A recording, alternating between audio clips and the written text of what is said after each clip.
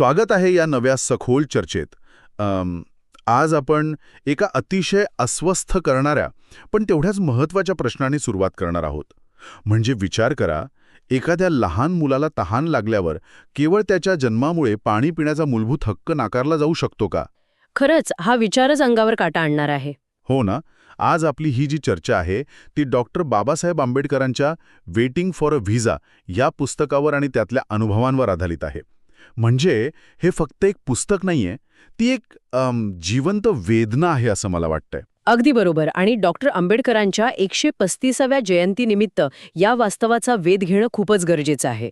कारण इतिहास आपण फक्त पुस्तकात वाचतो, पण जेव्हा तो प्रत्यक्षात अनुभवलेला असतो तेव्हा त्याचं गांभीर्य काही वेगळंच असतं. नक्कीच.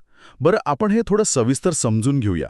कारण इतिहासाच्या पुस्तकातून बाहेर पडून वास्तवाच्या धरातलावर ही चर्चा कशी जोडलेली आहे हे समजणं खूप महत्त्वाचं आहे.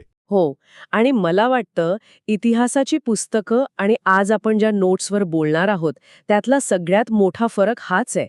जेव्हा एखादी घटना आपण इतिहास म्हणून वाचतो तेव्हा आपण एक सुरक्षित अंतरावरून त्याकडे पाहत असतो. म्हणजे आपण त्रयस्थ असतो. बरोबर. होय, असं काहीतरी 100 वर्षांपूर्वी घडलं होतं असा विचार करून आपण मोकळे होतो. पण जेव्हा आपण डॉक्टर आंबेडकरांसारख्या महामानवाचे स्वतःचे बालपणातील अनुभव वाचतो तेव्हा ते अंतर अचानक नाहीसं होतं. खरंय. ते केवळ एक छापील पुस्तक राहत नाही. अगदी. ती कागदावर उतरलेली एक जिवंत वेदना बनते. ही कोणतीही काल्पनिक गोष्ट नाहीये. हा असा इतिहास आहे जो माणसाच्या अस्तित्वाला थेट भिडतो. ही जिवंत वेदना कशी असते हे मला आता थोडं समजू लागलंय. म्हणजे बघा, जेव्हा आपण एखादी बातमी किंवा आकडेवारी वाचतो ना, की अमुक एका काळात भेदाभेद होता, तेव्हा त्याचा आपल्या मनावर फारसा परिणाम होत नाही. नक्कीच नाही होत. ते फक्त आकडे वाटतात आपल्याला. बरोबर. पण जेव्हा आपण एखाद्याच्या अत्यंत खाजगी आयुष्यातले प्रसंग वाचतो, म्हणजे एखाद्याची डायरी वाचल्यासारखं, जिथे एका लहानग्या जीवाला तहान लागलेली असतानाही पाणी नाकारलं जातं, तेव्हा ते प्रचंड अस्वस्थ करतं. अस्वस्थ करतं, कारण इथे कुठले फक्त कायदेशीर हक्क हिरावून घेण्याचा प्रश्न नाहीये. इथे थेट माणुसकीच नाकारली गेलीये.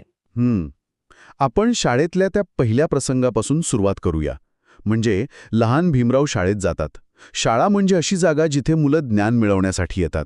जिथे सर्वांना समान वागणूक मिळणं अपेक्षित असतं. हो, पण तिथे त्यांना वर्गात इतर मुलांसोबत बसायला जागा मिळत नाही. त्यांना स्वतःचं गोणपाट घरून घेऊन जावं लागतं. हे ऐकूनच धक्का बसतो. आणि हे फक्त बसण्यापुरतं मर्यादित नव्हतं.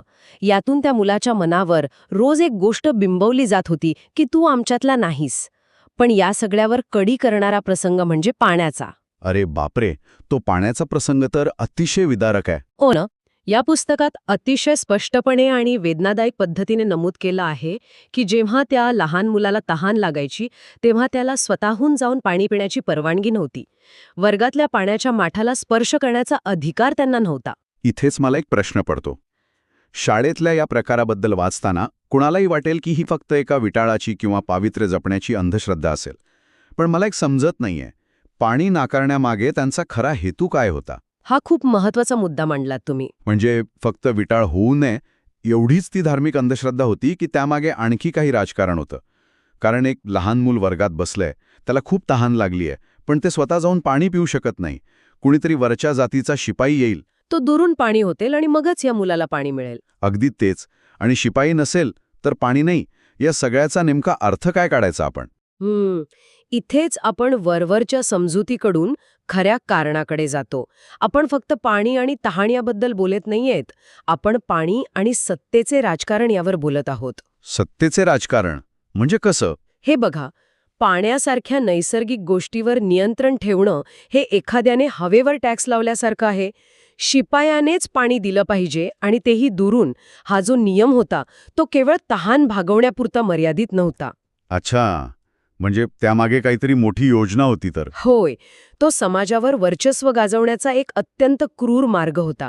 ही एक प्रकारची सप्लाय चेन कंट्रोल करण्याची पद्धत होती. सप्लाय चेन कंट्रोल करणं म्हणजे माणसाच्या जगण्याच्या मूलभूत गरजांवरच ताबा मिळवणं. अगदी तसंच. जेव्हा एखाद्या व्यक्तीला तिच्या अत्यंत मूलभूत जैविक गरजांसाठी दुसऱ्यावर पूर्णपणे अवलंबून ठेवलं जातं, तेव्हा तिला सतत तिच्या दुय्यम स्थानाची जाणीव करून दिली जाते. म्हणजे तू स्वतःहून पाणी घेऊ शकत नाहीस कारण तू आमच्या बरोबरीचा नाहीस. हा तो मूक संदेश होता. बरोबर. आणि लहान वयातच मुलांच्या मनात ही गोष्ट बिंबवली जात होती की त्यांचा जन्म हाच एक शाप आहे. एखाद्याला मारहाण करून मिळवलेलं वर्चस्व हे तात्पुरतं असू शकतं. शारीरिक जखमा भरून निघतात. पण मानसिक जखमांचं काय? तेच मी सांगतेय. जेव्हा एखादी व्यवस्था एखाद्याच्या दैनंदिन आणि मूलभूत गोष्टींवर नियंत्रण मिळवते, तेव्हा ती एक अशी मानसिक गुलामगिरी तयार करते जी पिढ्यानपिढ्या टिकून राहते. शाळेसारख्या ठिकाणी जिथे मुलांचा आत्मविश्वास वाढायला हवा, तिथेच तो मुळासकट उपटून टाकण्याची ही अत्यंत थंड डोक्याने आखलेली योजना होती असं म्हणता येईल. हे ऐकताना खरोखरच अंगावर काटा येतो. हो ना. आपण ज्याला फक्त अस्पृश्यता हा एक साधा शब्द वापरून मोकळे होतो, ती प्रत्यक्षात एक रोजची, प्रत्येक क्षणाची लढाई होती. आणि ती लढाई केवळ जगण्याची नव्हती, तर ती स्वतःचं माणूसपण सिद्ध करण्याची होती. बरं, शाळेतला हा प्रकार ऐकल्यावर सुरुवातीला कोणालाही वाटेल की हा एका विशिष्ट गावाचा किंवा एका जुनाट विचारांच्या शिक्षकाचा प्रॉब्लेम असेल. पण दुर्दैवाने तसं नव्हतं. बरोबर. गावाबाहेर पडल्यावर शहरात किंवा प्रवासात तरी परिस्थिती वेगळी असेल असं वाटतं. पण आपण जेव्हा वेटिंग फॉर अ व्हिसामधल्या दुसऱ्या प्रसंगाकडे वळतो, तेव्हा हा भ्रमही पूर्णपणे तुटतो. होय, तो प्रवासाचा प्रसंग. हा प्रसंग त्या व्यवस्थेचं आणखी एक भयानक आणि व्यापक रूप समोर आणतो. हे दाखवून देतो की हा आजार किती खोलवर रुजलेला होता. आपण त्या प्रसंगाबद्दल थोडंसं विस्तार बोलूया. डॉक्टर आंबेडकर आणि त्यांचे कुटुंबीय जे तेव्हा लहान होते, ते गोरेगावला जाण्यासाठी प्रवास करत आहेत. रेल्वे स्टेशनवर उतरल्यावर त्यांना पुढे जाण्यासाठी एक बैलगाडी मिळते. आणि सुरुवातीला प्रवास अगदी सामान्यपणे सुरू होतो. हो, मुलं उत्साहात असतात. पण वाटेत अचानक जेव्हा त्या गाडीवानाला कळतं की हे प्रवासी कोणत्या जातीचे आहेत, तेव्हा सगळं चित्रच बदलतं.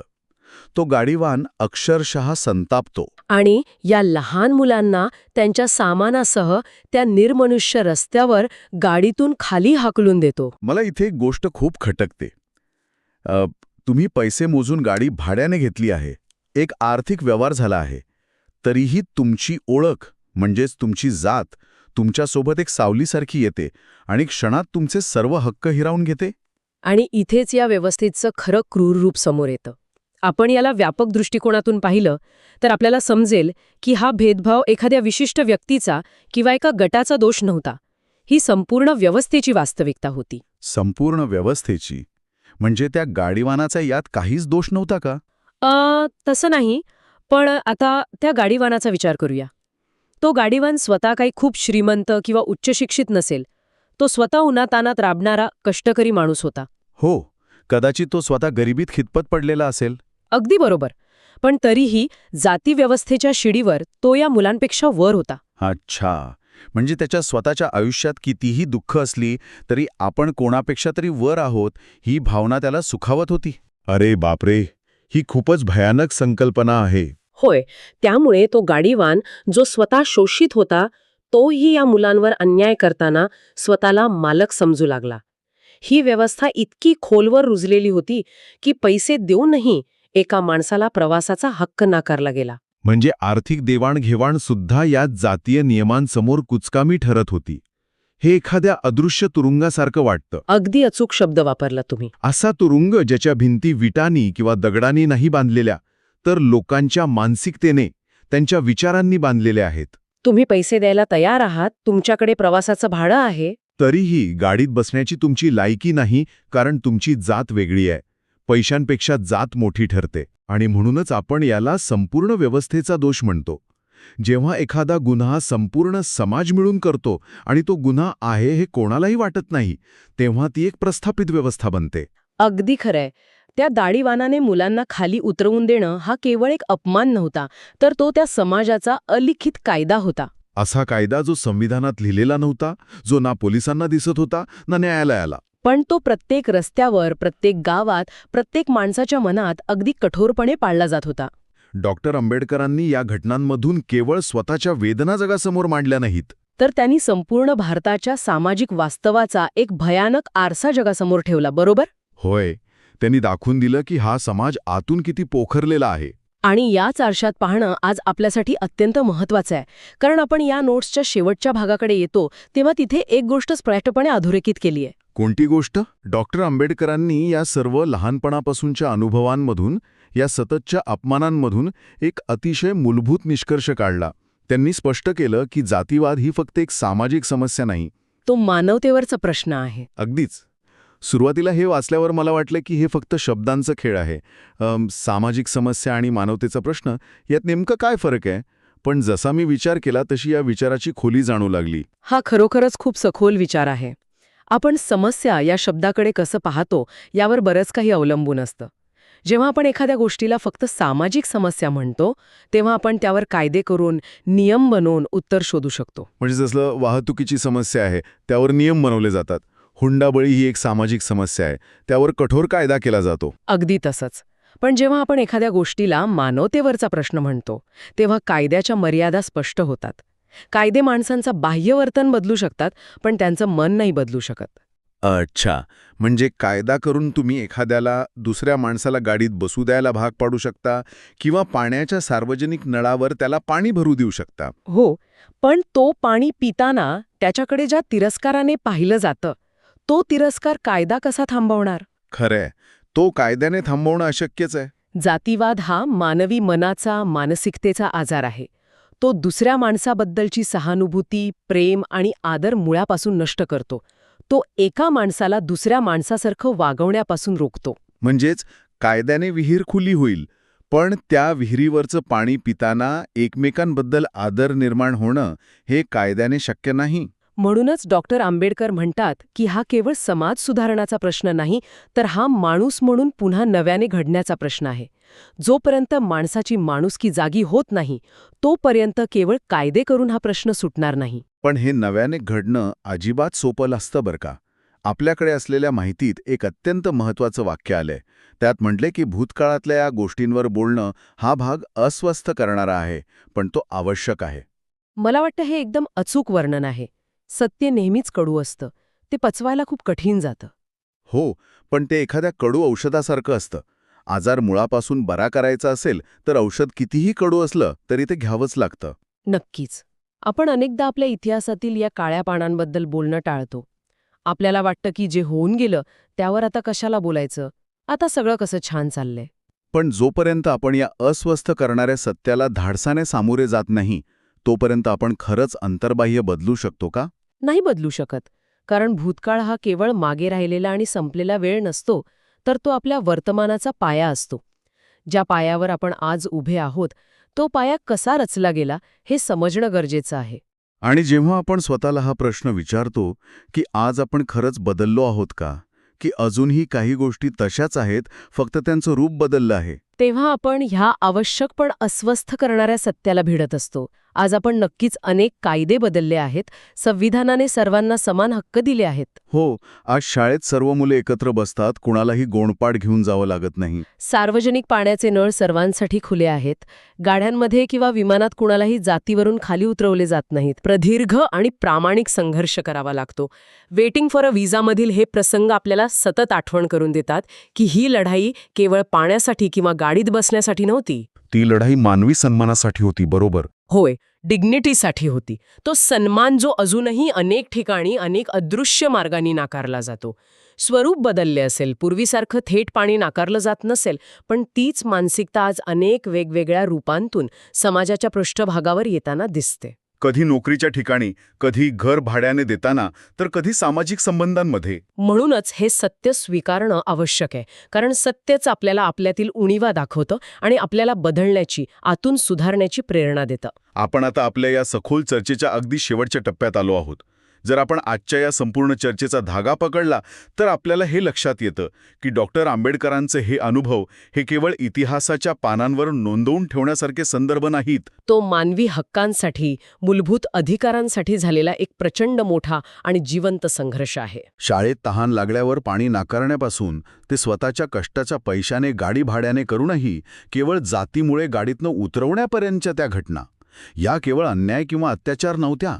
त्या एका मोठ्या, क्रूर आणि अमानवीय व्यवस्थेचं जिवंत रूप होत्या. एका अशा व्यवस्थेचं जिने माणसाला माणसाच्या दर्जा देण्याचाच नकार दिला होता आणि त्याला एका अदृश्य साखळीत बांधून ठेवलं होतं. आणि या चर्चेचा मुख्य उद्देशच हा आहे की आपण केवळ इतिहासाच्या पानांवर रेंगाळत न राहता तो इतिहास आपल्या वर्तमानाला कसा दिशा देऊ शकतो हे समजून घेणं. हो, जिवंत वेदना ही केवळ पुस्तकात बंदिस्त राहता कामा नये, ती आपल्या संवेदनेचा भाग बनली पाहिजे. त्या लहान मुलाची तहान, तो अपमान आपल्याला आज अस्वस्थ करू शकला पाहिजे. तरच आपण एक सर्वसमावेशक आणि खऱ्या अर्थाने माणुसकीवर आधारित समाज निर्माण करू शकू, जिथे कुणालाही केवळ त्याच्या जन्मामुळे दुय्यम वागणूक मिळणार नाही. अगदी बरोबर. आणि म्हणूनच या चर्चेची सांगता करताना मी ऐकणाऱ्या प्रत्येकाच्या मनात एक विचार सोडून जाऊ इच्छितो, ज्यावर आपण सर्वांनी शांतपणे स्वतःशी विचार करायला हवा. आपण आज पाहिलं की भूतकाळात पाणी आणि प्रवास या अत्यंत साध्या वाटणाऱ्या गोष्टींचा वापर करून माणसावर श्रेष्ठत्व गाजवलं गेलं. त्याचे मूलभूत हक्क नाकारले गेले. हो, ते एक हत्यारच होतं. आजच्या या आधुनिक जगात, जिथे आपण शाळेत, ऑफिसमध्ये आणि प्रवासात मिळणाऱ्या समानतेबद्दल अतिशय अभिमानाने बोलतो, तिथे आज अशी कोणती अदृश्य साधने आहेत का? हा विचार करायला लावणारा प्रश्न आहे. अशा कोणत्या अदृश्य जागा किंवा संस्था आहेत का, ज्यांचा वापर आजही एका विशिष्ट वर्गाला दूर ठेवण्यासाठी, त्यांना दुय्यम वागणूक देण्यासाठी किंवा त्यांचे हक्क नाकारण्यासाठी केला जात असेल? कॉर्पोरेट बोर्डरूम्स असतील, काही विशिष्ट सोसायट्या असतील किंवा आपले खाजगी सामाजिक गट असतील. आपण खरंच मनातून बदललो आहोत का, हा प्रश्न स्वतःला विचारण्याची वेळ आलीय. की आपण फक्त वर्चस्व गाजवण्याच्या पद्धती अधिक सोफिस्टिकेटेड केल्या आहेत. पाण्याचा तो माठ आज सर्वांसाठी खुला झाला असेलही, पण एकमेकांना समान मानण्याची ती तहान, ती माणुसकीची भूक खऱ्या अर्थाने शमली आहे का, याचा शोध ज्याचा त्याने घ्यायला हवा. याच विचारासोबत आजची ही सखोल चर्चा आपण इथेच थांबूया. पुढच्या वेळेस अशाच एका नव्या आणि महत्त्वाच्या विषयावर आपण पुन्हा सविस्तर बोलू.